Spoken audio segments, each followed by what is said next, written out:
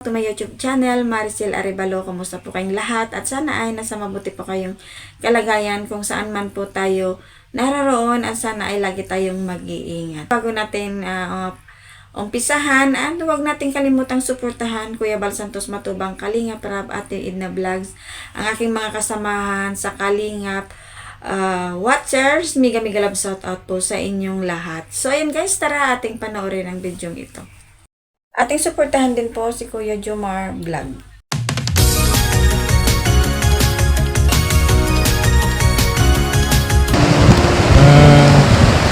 Carla, may gusto sana akong sabihin sa'yo.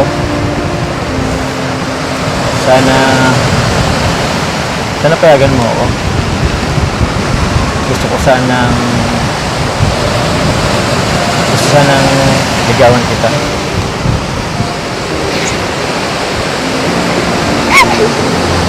Bakit?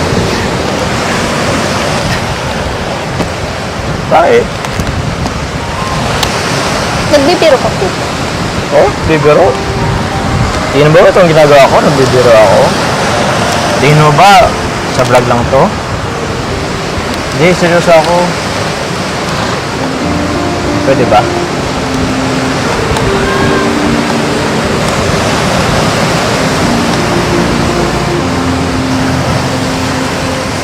Ay, sige. Hindi mo naman kailangan sagutin ngayon.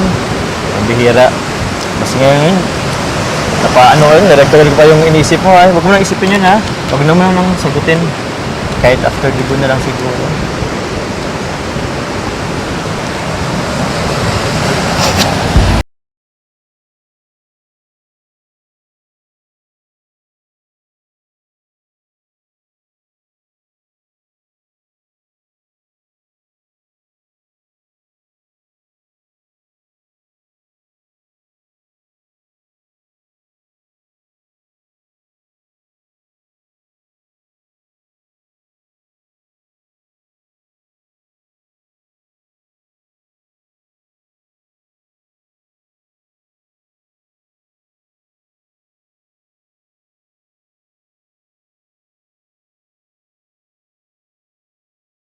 At napakabait si Papa Jomar dahil ito nga ay pinagtapat niya na kay Carla ang kanyang matagal nang nararamdaman sa loob ng 3 buwan. So ayan guys, at ito nga ay ang tanong ng karamihan nga kung ito nga si Carla ay pwede kung gusto niya nang magpapaligaw.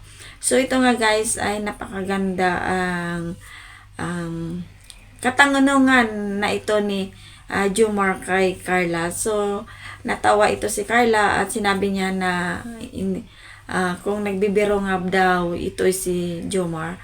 So inamin naman ni Jomar na ito ay katotohanan, hindi lang sa vlog. So talagang totoo na kaya ang nararamdaman ito ni Jomar para kay Carla. So ayan guys, ito ang ating aabangan, ang pagsagot ni Carla kung ito ay pwede na siyang mapaligaw or hindi pa.